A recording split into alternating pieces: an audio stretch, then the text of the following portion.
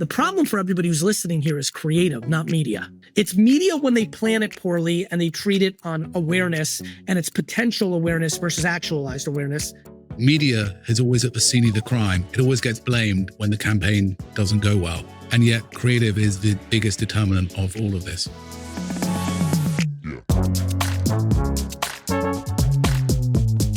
As a marketer, it sometimes feels like we're living in two different industries at once. There's the one in the decks, full of clean metrics, tidy frameworks, and legacy playbooks.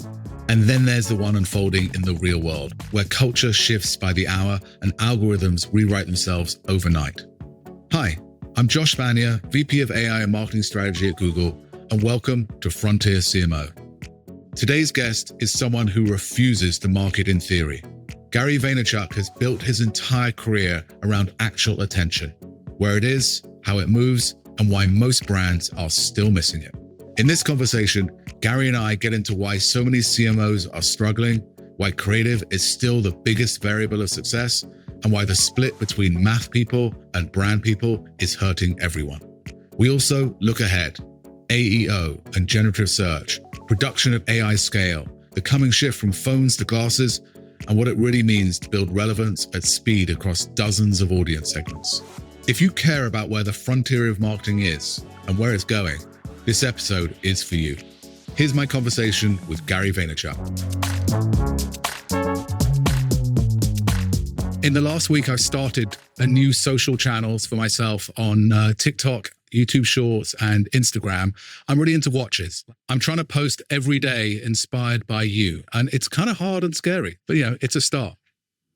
Couple things. I'm wildly humbled, flattered. Two, this couldn't be more exciting for me because I believe that there's a substantial separation right now between marketers that are in the trenches and are tasting reality versus marketers who have worked really hard to get to where they are, but are in a place where they're a little removed from the reality and it's more theory and academia than truth. And I have a funny feeling this watch work will teach you so much more than you can imagine. And I will say, no question, it's the biggest reason our firm became so large is that its CEO and founder is a daily practitioner of the craft. So I'm kind of fascinated by marketing. I have been. My whole career has been in marketing, largely inside of, large agencies working for large customers. What the heck is the role of a CMO today in 2025 and going into 2026? Like, you work with them all the time. What's the role? I mean, the role is very clear to me. I think marketing is the most interesting and fascinating part of business. I'm a sports fan. I like the offense. I think I get that defense wins championships. And I think that's the CFO who's listening right now. They deserve credit, right? You can't go out of business. You can't spend it all. But, I think the role is to create growth, right? And to create consideration. I think where CMOs, and truly my life today, because I've been in the business for 15 years running this agency, and my work is one of the best parts of my life. Yep. We as CMO people like to complain about people overvaluing the math. And I think we as CMO people are right to some degree. It can't all be math. It is math and art. We all know that. But I think we have to look ourselves in the mirror and realize the role of the CMO is to be a little bit more clear about what we do and the value we bring, because it's definitely not a great temperature right now out there. And it's both ways. Let me throw you for a curveball. A lot of the CMOs that are a little bit on the hot seat in my life right now are actually performance math-driven CMOs. They've been incredible at using the incredible platform that Google Inc. is. They've been incredible in using some of the best meta and other stuff, but they're actually missing a little bit of the romance, the consideration, the little risk, the little creativity. And then we have a whole nother fleet of CMOs, often many of which get the accolades and top 50 CMOs in the world and all that are on the hot seat because it's all a little too fluffy and it's about this TVC spot or this random campaign. And the business people that are held accountable and are scared, the CFO and CEO and board members, are just kind of tired of it.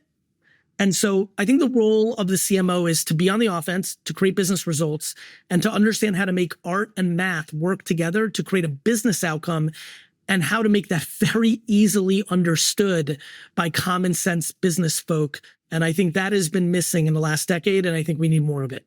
I just want to go back a couple of minutes. You said your marketing philosophy and that you have great friends and CMOs who don't follow your marketing philosophy. Just expand upon what is it for you that great marketers need to be doing, embracing.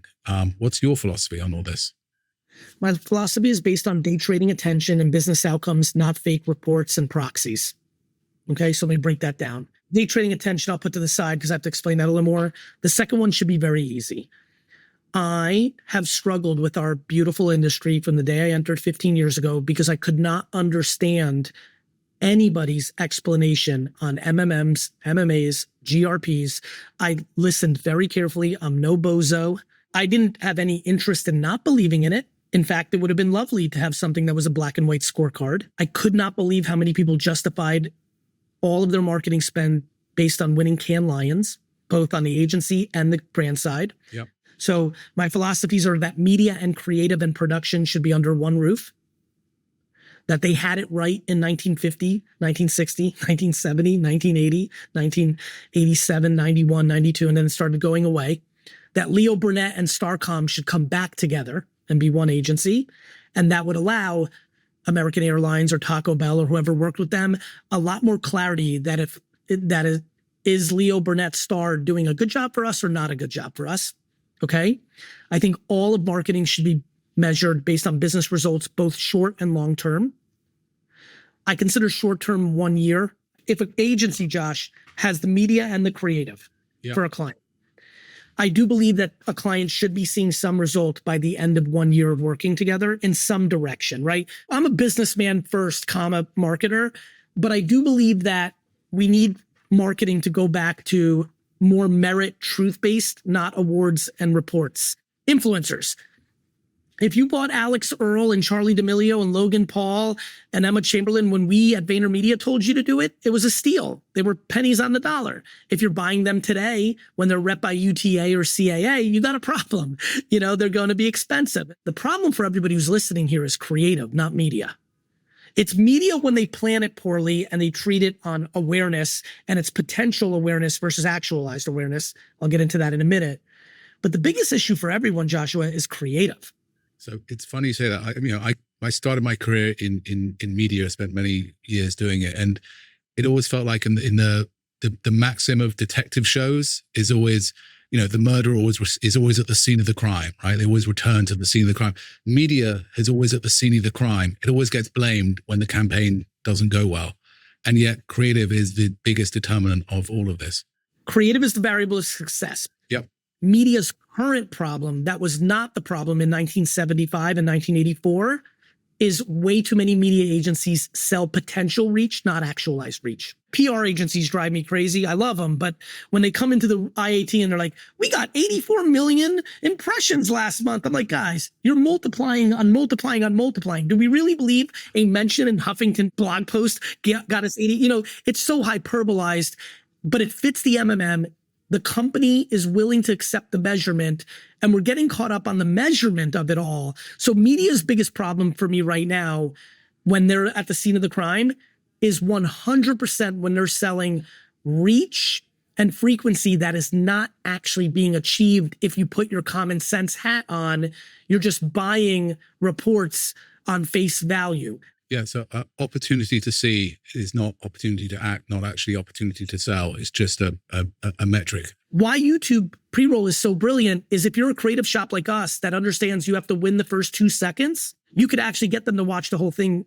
You know this the way I know it. Yeah. 80-90% of the creative on YouTube is taken from other places, not made for YouTube pre-roll. Thus, it doesn't do well. It gets skipped. 100%. And yeah. There isn't a third second on Meta. Like, you've got 2 seconds and then you're done. But let me just ask you, because there is so much there you spoke on I could unpack, but what is the playbook for, and I'm going to give you a couple of examples. I understand Liquid Death. I understand a brand built, and you're intimate with that brand. You have helped fund it. But Liquid Death's social strategy, the way they've approached things, brilliant, incredible. What is the playbook for Goldman Sachs? Stayed, safe, reliable, not looking for controversy. How does Goldman Sachs approach activating in social the way you're talking about? By realizing that LinkedIn is the B2B world's TikTok. I could not explain to you how bullish I am on LinkedIn creative. I can literally reach every CIO of every Fortune 500 company on LinkedIn. And I can reach them more likely than if I did CNBC or Wall Street Journal because of how much actual consumption happens actually in feed, actually in LinkedIn. But then Goldman still has to make good creative for LinkedIn or any platform. It's got to be engaging and interesting. Otherwise, that's right. Liquid Death can be irreverent and troll everyone. Goldman can't. Goldman has 30 different business units that are meaningful to them. And all of them need to show up in that LinkedIn, and all of them can talk about wealth management, investing, diversification in a crypto world, AI opportunity, fundraising, selling, banking. I mean, there's an incredible audience, right, of many different people. But to your point, let's use Goldman. If Goldman's trying to win a deal to take public from an emerging company that is only less than 10 years old, their LinkedIn content needs to over-index with a pretty young person normally, who grew up in a TikTok, kind of like the world we just all lived in. So you may have a little sense of irreverence in that creative, not silly, not, oh my God, Goldman's like the boring banker that showed up to the hot club in Brooklyn and they're out of place, but just a little wink, maybe a cultural reference that might matter about, I'll give you an example. Goldman definitely can reference Labubu talking about short bubbles of value. right. Now, I just said something that I just know many people aren't thinking about enough yet. So we have an acronym internally at Vayner called PAC, Platforms, Algorithms, and Culture. When we make creative at scale for every client, we always think about this stuff when we make creative. We have to know what's going on with the platform. So like, what are the features? For example, LinkedIn, are carousel ads over indexing video? Is long form written copy working? Back to day trading, Josh, I don't think a lot of people realize these algorithms and platforms change a lot, often. A lot. And that's what's hurting a classic creative agency. They want to sit for 6 months on a brief and come up with an idea. We're hands on keyboards and creating daily. And that is where I think a lot of brands are missing the mark. They're doing too much matching luggage and matching wallpaper, and they're not realizing that it's relevance at scale with as many different consumer segmentations, taking advantage of the distribution and the algorithms that really will grow their market share in their business. Especially in social. I remember when this is a very old reference, but I happened to be at that game. It was the first Super Bowl I ever got to go to back in 2012. It was the Blackout Bowl in New Orleans. Oh, the Oreo. Yeah, there was the Oreo one. But that was unbelievably relevant to that context. But there were a load of other brands which were tweeting about the blackout with no connection to it whatsoever. And it completely disappeared and pointless. Whereas that Oreo one was actually fun. And there was a relevance to it. Two things. One, within 3 minutes of that post being posted, I sent a company-wide email. We were 3 years old. And I literally sent an email that said, titled, "Our company has changed forever." Because we were already on that boat of what relevant creative in social meant. I knew in that moment that that was the moment that people were going to be like, wait a minute, there's something here. Number two, what's important about the posts that meant nothing was that cost every brand $17, right? If Michelin made a post on Instagram and tried to ride the wave of that moment, the true cost against that was hundreds of dollars, maybe thousands. We as big brands, Fortune 500 land, will spend millions on campaigns at a rate of 99% failure and have no problem with it. But we are asking of social to do things with much smaller budgets that we're not asking television, print, or outdoor to do. And I find that hilarious, sad, misguided, and so off strategy, which is why so many of the Fortune 5,000 are being disrupted by the emerging 50,000, because they are outflanking us with understanding what's happening in organic social. In organic social, when I post on YouTube Shorts, if it does well, that algorithm is written on relevance. The issue is creative agencies are not built for production that is needed in this social environment, which is why I will make one of the big statements in this podcast. I believe that production, along with creative and media, should be integrated under one roof from agencies. I now talk internally at Vayner that we're a production company that happens to do media, creative, and strategy. And I believe that brands are paying 3 companies currently today, media, creative, and strategy, and production people, to make the creatives ideas.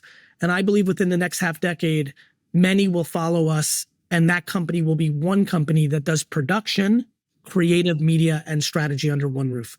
So one of the things inside of Google Marketing we've been talking about endlessly for the last 3 years and will continue to talk about is who does the work in an AI-powered work. Are we doing it? Is an agency doing it? Which agency? What are we going to hybridize? What are we going to bring in-house? And it's forcing and has forced a fundamental reshift of, and with Nano Banana and with VO and Flow are the tools we have, it is so accelerating and actually empowering our younger marketers because they feel they can do better work than the agencies. In fact, are often doing better work than the agencies because they're lent into the tools, they're understanding culture, they're closer to our brand. So this is an ongoing debate. And I don't think we've fully cracked it yet, but it's very exciting. It's incredibly exciting. First of all, let me just, I always like to be a gracious guest, but this is a real pleasure. Nano is so crazy.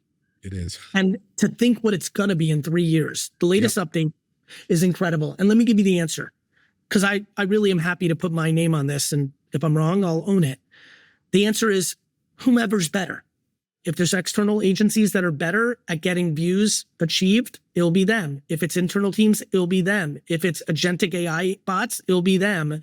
We believe that there's other production needs. Look what we're doing right now. For example, we as a creative agency, so us as a Wieden & Kennedy and as an Anomaly and as a Droga 5 also do podcast production, also do live shopping production, right? Also do experiential production. So we've built a lot of capabilities in the real world. And then in the digital creative and media world, we continue to outperform, but there may be a day where we lose to the robots or we lose consistently to internal teams. Or, I think right now, and I'm saying this to the agencies because I actually don't view agencies as competitors. I actually think we're part of a community and we need to lift each other up.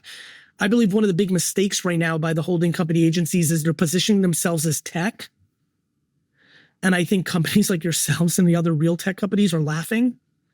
I think clients are getting not tricked, but are leaning into it right now. But I don't think it's going to end well because I think you and your 7 big hyper-scaling competitors are going to build better technology with all due respect to these great holding companies. And so I think the winners of the next generation are going to be the most creative and strategic people on earth and the people that do great work in real life production.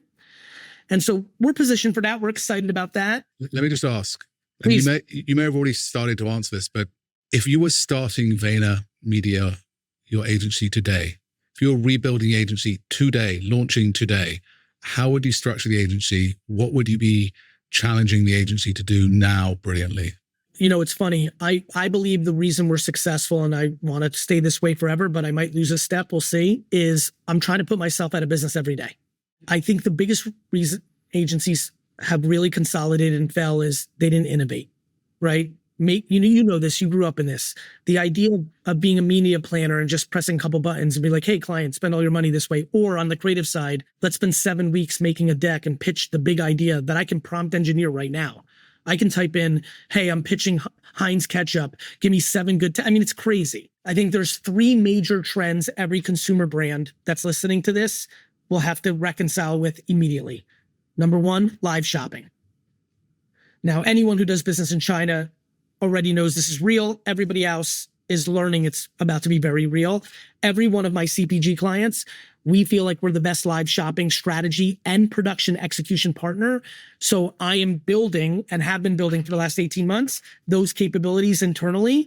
I've literally spent the last 12 months building an agency from scratch because I don't know what the ultimate outcome of the AI revolution is. And I need to hedge my bet. So podcast production is made, every brand needs to be in experiential live shopping and what I would call podcast production immediately in the real world.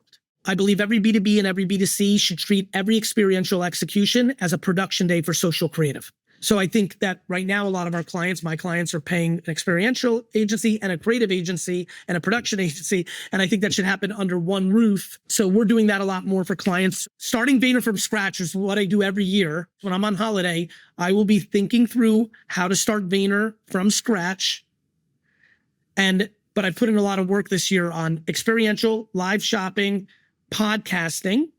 ponder prompt post. So all of our creatives are very prepared for a full AI world in a real way. Obviously, a lot of clients are concerned about AI creative legalities, consumer pushback and blowback, but we're kind of ready when our clients are. Yep. So another advancement for us is we're making more $50,000 to $100,000 production videos that we post organically. We do believe that in 2 years, next year, next week, a lot of that will be done on Nano. I really actually believe in a full AI state, we will still see brands at some level of subconscious humanity do both real life and AI. Even if real life productions are 10%, I still think you'll see that, but the best of the best are the only ones that are going to survive. +1 to all of that. You've talked about a whole variety of new technologies. You've also said, and I heard on one of your recent podcasts, everything is a commodity apart from brand. I'd love for you to expand about that. I'm just thinking about all these different surfaces, all these different technologies, all this different content, all this different AI and nano banana pumping it all out. But ultimately, it's all commodity if you don't have the brand right. Just expand a little more on that, please. The ability to communicate, garner attention, and then have someone feel something and know something about you, personal or your brand, is the leverage point going forward. Now, I don't want OG marketers to lose their way with brand is the only thing, because they're going to treat brand in the academia sense of the early 90s, that everything has to be conducive, matching luggage, all the stuff that's hurting everyone right now. Yep. So for example, let's use Nike because it's a great one to use. What does it make you feel? It's sporting excellence, amazing, visuals, and just the best technology to help you do whatever you're doing, whether you're Usain Bolt or a plucky amateur runner like me. Nike for me, streetwear brand that makes me feel cool in contemporary culture from a fashion lens. That was real, by the way. That was my real answer. That was your real answer. Yep. Now what? This is my challenge to everyone who wants to be an academic. Here are two gentlemen. Forget about our marketing backgrounds or who we are or whatever. How about just two dudes? We're just two guys, and we just actually gave our answers. I just want everyone to know it's also athleisure sweatpants brand for a lot of outlet store buyers across this country, right? Right. It is very important for everyone to understand that brands can mean different things to people. Josh, do you have siblings? I have 2 brothers. Amazing. Do you think that is your father alive, Josh? I apologize for intruding. My father has passed. I'm sorry. How old were you guys when your father passed? I was about 20. Great. And your brothers? My elder brother is 2 years older. My younger is 5 years younger. So they were 22 and 15. First, I'm so sorry. My father lost his father at 15. It's been a big factor in my life. Josh, what your father represented to all three of you, especially that he passed at such a young age, is different. Yes or no? Yes. That's how I feel about brand. I need everyone here to listen that brand just needs to, I have a funny feeling, especially the fact that you dealt with such adversity with 3 boys, losing him so early. I have a funny feeling your dad means a lot to all 3 of you, but I also know he means something different to all of you. That is brand, and that is where we've lost our way. We think that it needs to mean the same exact thing to everyone. That is ludicrous, and that is hurting our business growth. Apple, Nike, Big League Chew, Gucci, Dove soap, they're allowed to mean different things to different people. I'll give you an example. Kellogg's cornflakes means everything to me because it was the one luxury that my mother could afford because we were immigrants and we were dirt poor, and it meant America to me. And when I literally walk down the aisle of a cereal aisle and see that rooster, I get literally emotional. I have a funny feeling that's not most people's story with Kellogg's cornflakes that are listening right now. But that's what I mean. What I mean is it's like religion. It's like love. It comes in many form factors, and we've lost our way in the last 30 years trying to bottle it up into one sentence and matching luggage. And I'm in board meetings where people are like, well, that's not funny, and we stand for funny. And then the brand manager changes and they have a different temperament of what's funny. And we need to face ourselves as an industry about this. We have limited our brand's breadth. And what I mean by brand is you feel something. The way you feel something is when something is relevant to you. The end.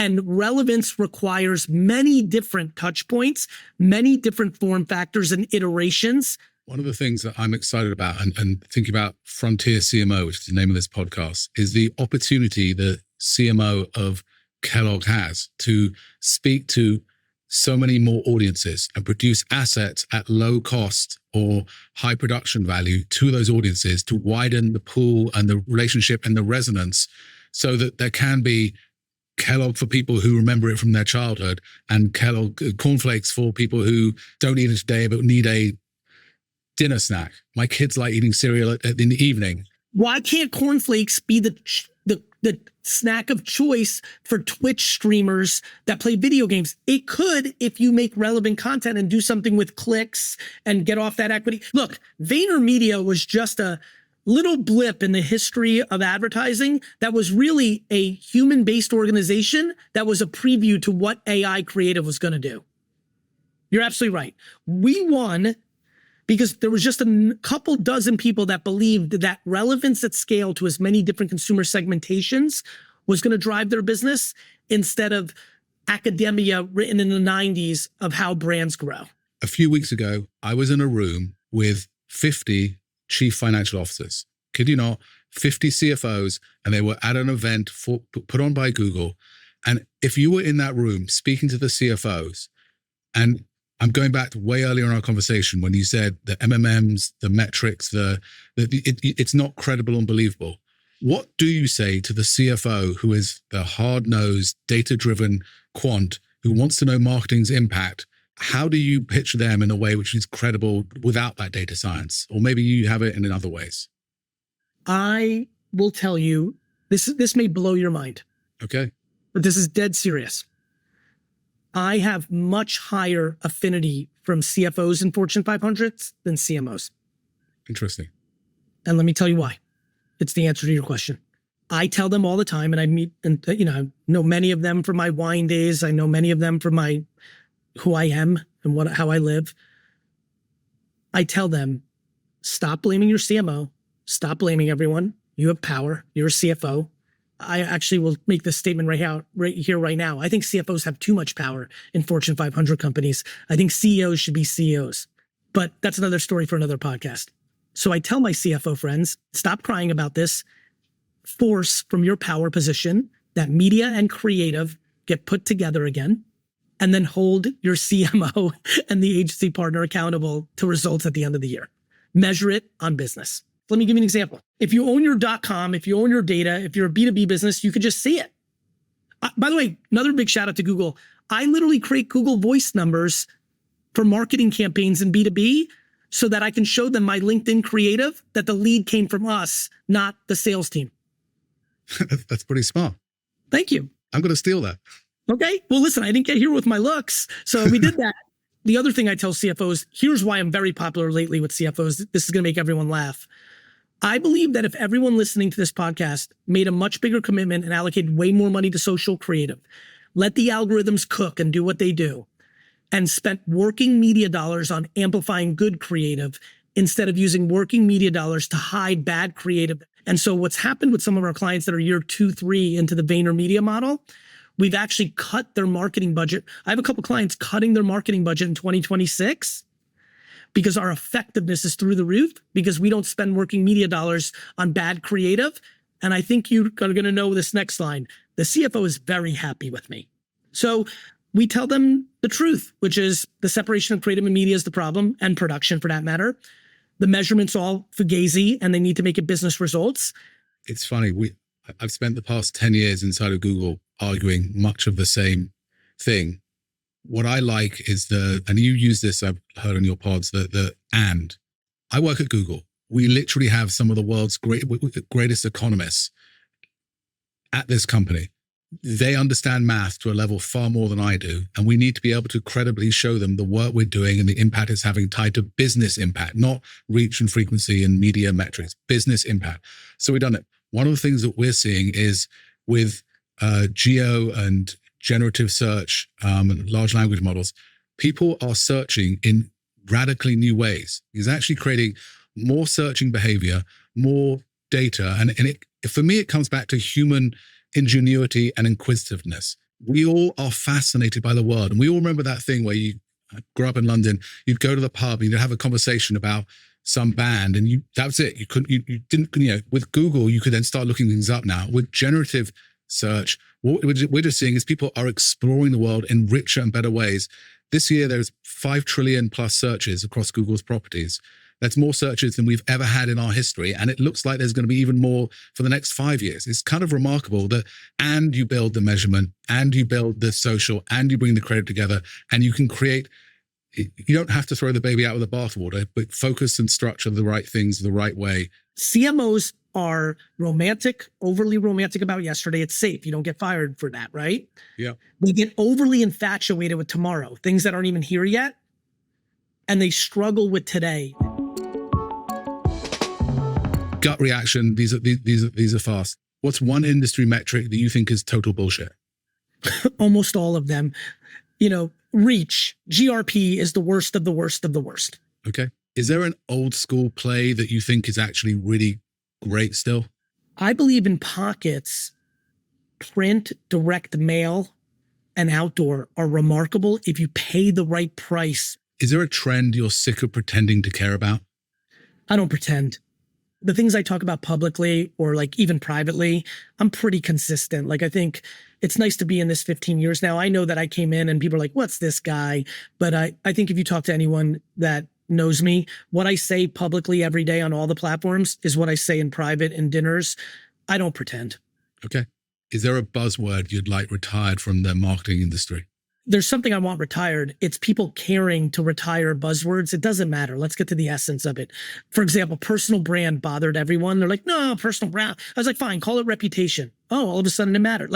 I want people, people are so caught up in the industry, right? Let's retire this buzzword because it's so annoying. Who cares? Let's get to the essence of does media and creative and production create what you want or doesn't it? Gary, thank you so much for the time. Of course, Josh. We really appreciate it. Okay. Talk soon. Before we wrap, these are your field notes from the frontier. Attention is the asset. Everything else is secondary. Creative will always be critical. It drives outcomes. If it doesn't land, the media buy and everything else won't matter. Gary has very strong opinions. You and I might not agree with all of his strongest takes. However, I do think Gary's analogy of the two worlds is resonant. There is one that exists in the decks, and the one in the real world where culture and algorithms shift constantly. His challenge to us was clear. Stop romanticizing the past, stop waiting for the perfect future, and get honest about today, about where people actually spend their time and what truly earns relevance. This is the work of a frontier CMO, collapsing the gap between theory and reality, making creativity accountable again, and building teams that move at the speed of attention. Thank you for listening.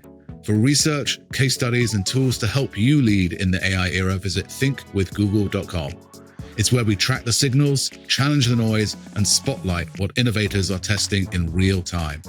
We'll be back next episode with another leader shaping the future. Until then, stay sharp and stay out in front.